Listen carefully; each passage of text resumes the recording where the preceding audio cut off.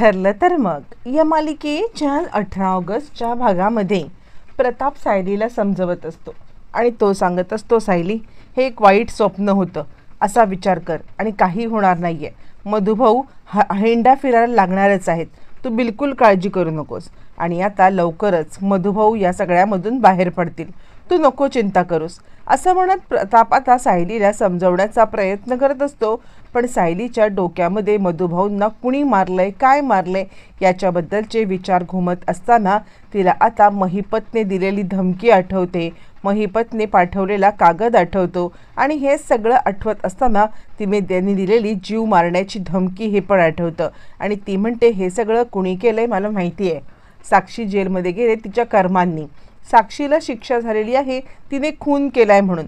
पण त्याचा बदला महिपत हा असा घेतोय ना, या महिपतचं काही खरं नाही आहे. या महिपतला सोडायचं नाही आहे. यानेच मधुभाऊंना मारण्यासाठी हा सगळा घाट रचलेला आहे.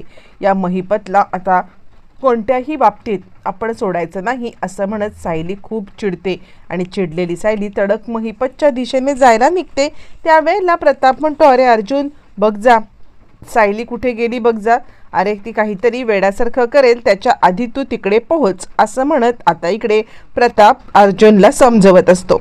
ज्या वेळेला आता इकडे सायली निघून जाते त्यावेळेला मग आता अर्जुन विचार करतो, नाही सायली काहीतरी वेडवाकडं करायच्या आधी मला आता तिच्या मागे जाऊ दे.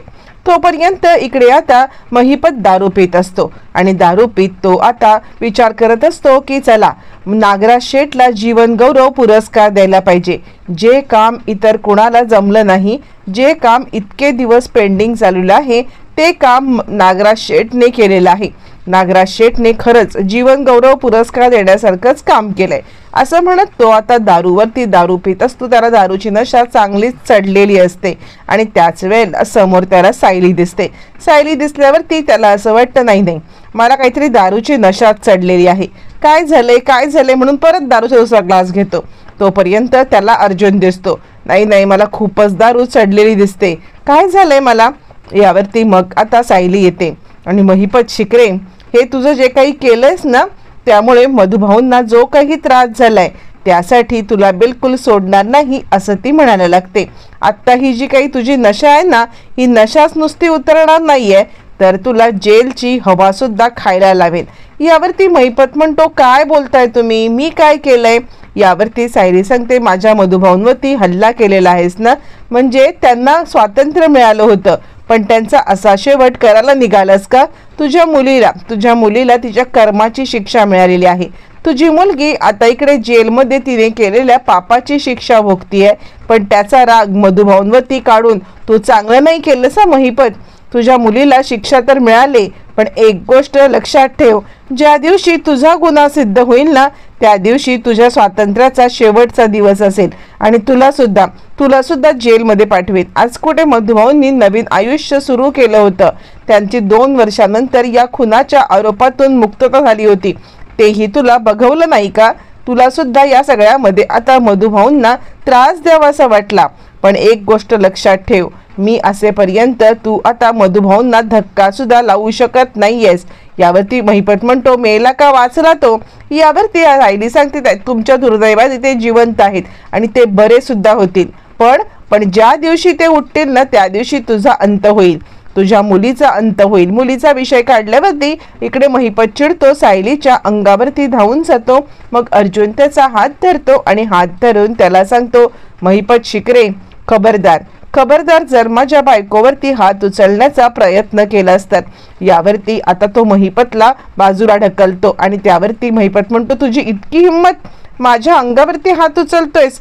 हे बघ, तुझा असा अंत करीन ना, कोणाला कळणार पण नाहीये, ही गोष्ट तुला खूप महागात पडेल. त्यावरती सायली चिडते आणि खबरदार महिपत शिकरे, माझ्या नवऱ्याच्या केसाला धक्का लावलास ना, तर तुझी काय अवस्था करेन ना, तुला माहीत नाहीये. माझ्या नवऱ्याकडे धक्का लावणं तर सोड, पण त्याच्याकडे वाकड्या नजरेने नुसतं पाहिलंस ना, तरी सुद्धा मी तो बिलकुल सोडणार नाहीये. काही झालं तरी तुझे अशी अवस्था करीन ना, की तुला तुला मारून मारून बेजार करून टाकेल असं म्हणत सायलीने आता महिपतला धमकी दिलेली असते. आणि त्यानंतर माझ्या कुटुंबाकडे, माझ्या नवऱ्याकडे आणि माझ्या मधुभाऊंकडे वाकडी नजर करण्याचा प्रयत्न केलास तर तुझा अंत दारुण होईल महिपत असं म्हणत तिने आता सांगितलंय की तुझा जीव दाबून मी गळा दाबून मी तुझा जीव घेईन असं म्हणत तिने त्याच्या गळ्यापर्यंत हात पोहोचवलाय आणि सायली निघून गेले. छटाकभर पोरीने आपल्याला ही अशी धमकी दिली त्यामुळे आता महिपत खूपच अस्वस्थ झालेला आहे आणि आता तो तडक नागराजला फोन करायला निघालाय. इकडे तोपर्यंत अर्जुन आणि सायली घरी जायला निघालेले आहेत. सायलीचं हे रूप बघून अर्जुन आता तिच्याकडे पाहतच बसतोय आणि आता इकडे सायली आता डोळे बंद करून पडलेली आहे. तिला खूप वाईट वाटत आहे. काय घडलंय आपल्यासोबत? मधुभाऊंच्या असं सुटकेचा दिवस आणि मधुभाऊंच्या सुटकेचा दिवस त्यानंतर असं 2-3 दिवसामध्ये त्यांचं जीवावरती बेतणं हे तिच्यासाठी खूप धक्कादायक प्रसंग होता आणि त्या प्रसंगातून अजून ती सावरलीच नव्हती. त्यात महिपतचा सामना झाल्यामुळे अजूनच ती अस्वस्थ झालेली. अर्जुन तिची अवस्था बघतो आणि त्यानंतर अर्जुनने अवस्था बघितल्यावरती तो विचार करतो, नाही काही झालं तरी मला आता इकडे सायलीला या सगळ्यातून बाहेर काढायला पाहिजे असं तो विचार करतो. आणि त्यानंतर मग आता मध्येच तो कार थांबवतो. कार थांबवल्यावरती मग आता तो लगेच सायलीसाठी चहा घेण्यासाठी उतरतो. सायली मात्र खूपच अस्वस्थ असते आणि आता सायलीला सतत मधुभाऊंचा चेहरा नजरेसमोर दिसत असतो आणि काय करावं, मधुभाऊ बरे होतील ना, नक्की काय घडेल असा ती विचार करत असते. बरं, हे सगळं चालू असताना तिला आता कशा प्रकारे आपण वृद्धाश्रमाचं म्हणजे वात्सल्य आश्रमाचा बोर्ड लावला, वात्सल्य आश्रम या सगळ्यामध्ये आपल्या ताब्यात आलं. मधुभाऊ किती आनंदी होते आणि मधुभाऊंचा हा आनंद गगनात मावेनासा होत असतानाच अचानकपणे त्यांच्यावरती हल्ला झाला आणि हे सगळं तिला आठवत असतं. आणि अशा पद्धतीने आता इकडे ती खूपच अस्वस्थ असताना मग लगेचच इकडे आता अर्जुन चहा घेऊन येतो. चहा घेऊन आल्यावरती अर्जुन म्हणतो, फ्रेश गरमागरम चहा घे, अद्रक मारके. यावरती सायली म्हणते, कसा माझ्या घशाखाली हा चहा उतरेल? मधुभाऊंची जी काही अवस्था आहे त्या अवस्थेमुळे मला खरंच काही कळत नाहीये का त्यांच्या आयुष्यामध्ये सुख हा प्रकारच नाहीये का? म्हणजे आत्तापर्यंत पाहायला गेलं तर जरा त्यांच्या आयुष्यामध्ये सुख हा प्रकार आला की काही ना काहीतरी या गोष्टी घडतायत. मला खरंच कळत नाहीये की हे सगळं काय घडतंय, कसं होतंय. यावरती अर्जुन म्हणतो, हे बघ, विचार करू नकोस, तू हे चहा घे बरं. यावरती सायली आता कारमधून खाली उतरते. तिला चहा नको असतो, तिला काही नको असतो, तिला फक्त मधुभाऊंना या सगळ्यातून बाहेर काढायचं असतं. आणि काही झालं तरी सुद्धा मधुभाऊ फक्त बरे होणे हे महत्वाचं असतं. ती कारमधून उतरते, ढसाढसा रडायला लागते. इकडे तोपर्यंत महिपत नागराजला कॉल करतो. हॅलो नागराज शेठ, कुठे आहात? यावरती नागराज म्हणतो, महिपत शेठ, असं वेळी अवेळी मला कॉल करून का डिस्टर्ब करताय तुम्ही? माझी बायको आहे घरी. यावरती महिपत चिडतो, आणि तुझी बायको घरी असली म्हणून काय झालं? तुझी बायको घरी असल्यावरती मी तुला फोन नाही करायला काय आपलं काय लफडं आहे काय नागराज शेठ? असं म्हटल्यावरती नागराज म्हणतो, अरे तसं नाही, मी नाही ना बोलू शकत हे सगळं. यावरती तो म्हणतो, अहो तुम्ही कोणतं काम धड करू शकताय?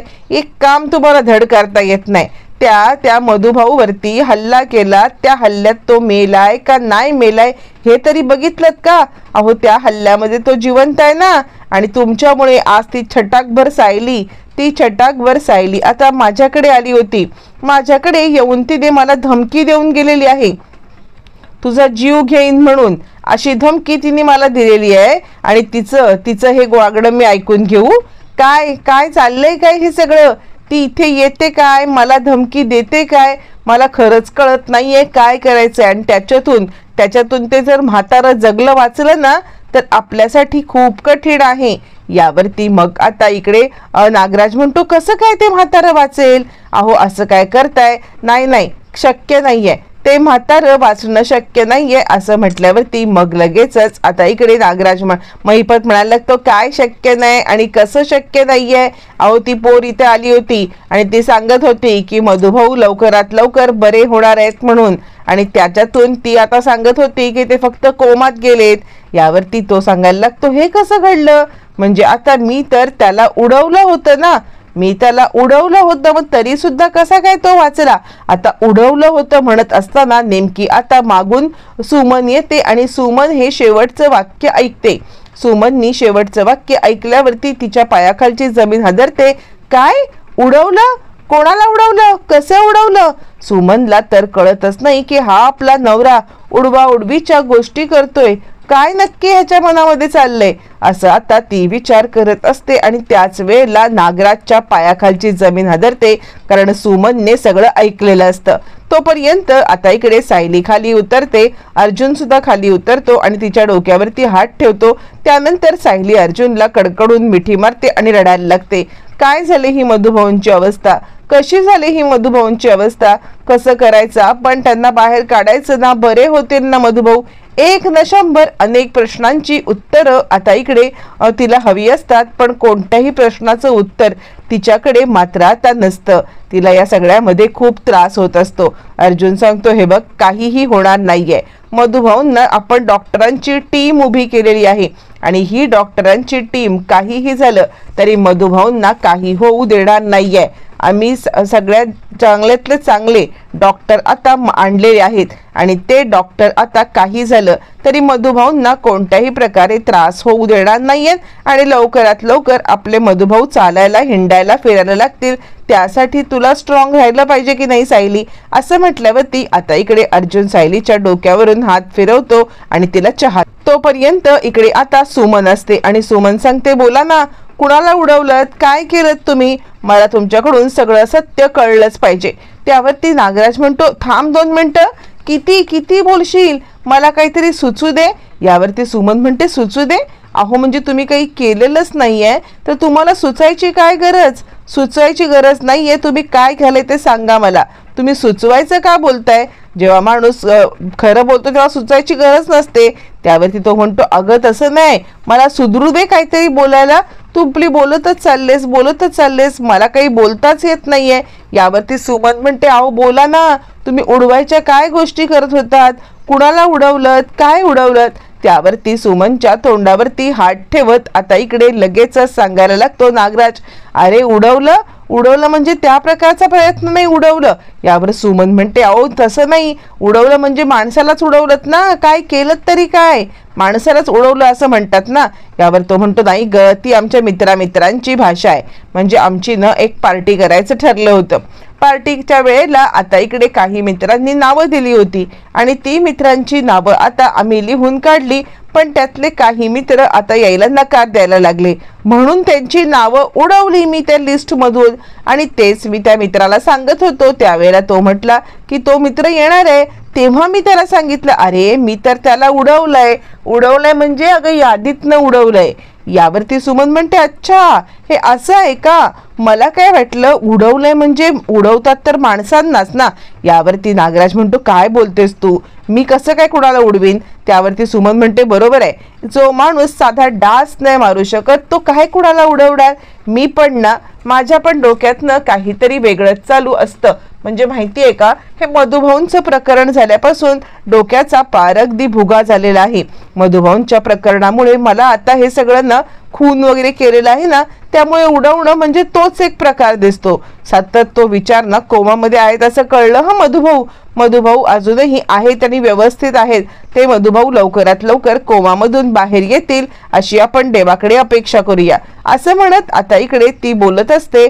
पण त्याच वेळेला हे सगळं चालू असताना मग मात्र आता नागराज खोटं नाटं बोलून ती वेळ तर मारून नेतो. पण ती वेळ मारून नेली तरी सुद्धा आता मात्र पुढची गोष्ट असते, ती म्हणजे पुढे करायची.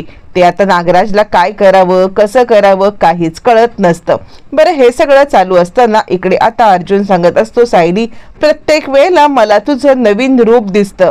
म्हणजे बघ ना, महिपतच्या धमकीला घाबरणारी सायली आणि मला पदराला बांधून ठेवून ती आता मला बाहेर न जाऊ देणारी सायली, आणि तीच सायली आज महिपतच्या समोर जाते. महिपतच्या समोर जाऊन ती सायली आज इकडे इतका मोठा हे करते आणि त्याला धमकी देते. खरंच मला तुझं खूप खूप खूप कौतुक वाटतं सायली. म्हणजे कसं आहे ना, एका बाजूला घाबरणारी सायली तर आपल्या नवऱ्यासाठी महिपतला भिडणारी सायली, ही वेगळी दोन रूपं मी आता पाहिलेली आहेत. खरंच मला तुझं खूप कौतुक वाटतं. म्हणजे ज्या वेळेला माझ्यावरती काहीही संकट येतं त्यावेळेला ढाल बनून जे आता तू उभी राहतेस ते खरंच कौतुक करण्यासारखं आहे. यावरती सायली म्हणते, माझ्या घरावरती जे काही संकट येईल ना ते संकट टाळण्यासाठी ही सायली अखंड एकदम स्ट्रॉंग राहणार आहे. आणि माझ्या नवऱ्यावरती, माझ्या घरांवरती आणि मधुभाऊंवरती जर कोणी हल्ला करण्याचा प्रयत्न केला तर गाठ माझ्याशी आहे असं म्हणत मग मात्र आता इकडे सायली चांगलीच पेटून उठलेली असते. आणि त्यानंतर अर्जुन सांगत असतो, तुम्ही चिंताच करू नकोस तू सायली, काही झालं तरी सुद्धा मधुभाऊ शुद्धीत येणार आणि या महिपत शिकरेचा आपण गेम करणार आहोत. काही झालं तरी सुद्धा, पण मला भीती वाटते उद्या जर का मी तुझ्या जवळ येण्याचा प्रयत्न केलास तर मला सुद्धा म्हणशील की गळा दाबून मारून टाकी ना. यावरती सायली म्हणते, काय बोलताय तुम्ही, वेड्यासारखं काहीतरी बोलू नका. यावरती मग आता लगेचच सायली सांगायला लागते, वेड्यासारखं बोलू नका, काय तुमच्यासाठी मी अख्ख्या जगासोबत भिडू शकते असं म्हणत सायली आणि अर्जुन यांच्या आता गोष्टी चालू असतात. अर्जुन म्हणतो, काही नाही ग, मी फक्त तुझी गंमत करत होतो खरंच, पण तुझं हे रूप मी आज पहिल्यांदा पाहिलेलं आहे.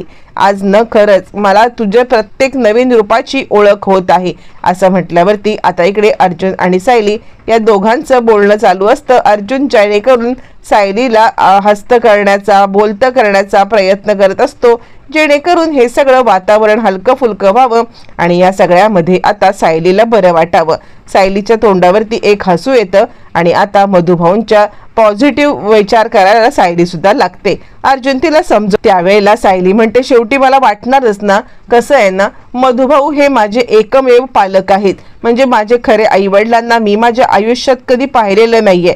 ते जिवंत आहेत किंवा नाही आहेत, ते खरंच सुखरूप आहेत की नाही आहेत हे मला खरंच काही माहीत नाहीये. मधुभाऊ हे एकमेव माझे आई आणि वडील आहेत आणि त्याच्यातून पण त्यांना जर का काही झालं तर मी कशा प्रकारे जगू शकेन मला खरंच कळत नाहीये. यावरती अर्जुनच्या लक्षात येतं की जे सायली बोलले ते तर पूर्णपणे चुकीचं आहे. तिचे आई वडील जिवंत आहेत म्हणजे त्याला दोन गोष्टी आठवतात. सगळ्यात पहिली गोष्ट, अद्वैतने मधुभाऊंना भेटल्यावरती अर्जुनला सांगितलेली गोष्ट की सायलीचे आई वडील जिवंत आहेत आणि हीच गोष्ट आता इकडे मधुभाऊंनी शुद्धीवरती आल्यावरती अर्जुनला सांगितली होती. या दोन्ही गोष्टी आठवल्यावरती अर्जुनच्या लक्षात येतं की सायलीचे आई वडील जिवंत आहेत. फक्त ते कोण आहेत हे फक्त सांगू शकतात ते म्हणजे मधुभाऊ. आणि त्यामुळे आता मधुभाऊ शुद्धीवरती येणं हे गरजेचं आहे. आणि त्यामुळे आता इकडे सायलीला आत्ता काही बोललो तर कदाचित ती या सगळ्यामध्ये म्हणजे खूपच स्वतःला त्रास करून घेईल आणि म्हणूनच सध्या तरी तिला काही बोलण्याची गरज नाहीये असा आता तो विचार करतो. आणि त्यामुळे मग आता तो सायलीला तरी सुद्धा म्हणतो, नाही तुझे आई वडील जिवंत आहेत असं म्हटल्यावरती सायली अर्जुनकडे पाहायला लागते आणि त्यावरती तो म्हणतो, नाही म्हणजे असतीलच ना, तुझे आई वडील जिवंत असणार असं का म्हणतेस आणि कधीतरी नक्कीच ते तुला भेटतीलच असं म्हटल्यावरती सायली आता रडायला लागते. आणि त्यामुळे आता इकडे अर्जुनला विचार पडतो, नाही तिचे वडिलांचं काय आहे ते आपण सगळं शोधलं पाहिजे. इकडे आता नागराज मधुभाऊंना मारण्यासाठी पुन्हा एकदा हॉस्पिटलमध्ये आलेला असतो. हॉस्पिटलमध्ये येऊन आता नागराजने मधुभाऊंचं ऑक्सिजन मास्क काढण्याचा प्रयत्न केलेला असतो. ज्या वेळेला आता इकडे अर्जुन आणि सायली हे डॉक्टरांसोबत बोलत असतात, नवीन जे काही बाहेरून डॉक्टर मागवलेत त्यांच्या ट्रीटमेंटला मधुभाऊ कसे रिस्पॉन्ड करतायत हे सगळं विचारण्याचा प्रयत्न करत असताना नागराज गुपचूपपणे मधुभाऊंच्या रूममध्ये शिरतो. मधुभाऊंच्या रूममध्ये शिरून त्यांचं जे काही ऑक्सिजनचं मास्क आहे ते ऑक्सिजनचं मास्क काढण्याचा प्रयत्न करत असतो. पण त्याच वेळेला सायली आता मधुभाऊंच्या रूमच्या दिशेने जायला निघते आणि इकडे नागराजने मास्क काढण्याचा विफळ प्रयत्न करत असतो. त्याच वेळेला सायली तिकडे येणार आणि आता मधुभाऊंचा जीव पुन्हा एकदा वाचवणार, कारण नागराजने मास्क काढून ठेवलेला आहे पण सायली ते मास्क पुन्हा लावणार. काही झालं तरी मधुभाऊ कोमातनं कसे बाहेर येणार, सायलीचं सत्य कसं सांगणार, पाहणं रंजक ठरणार.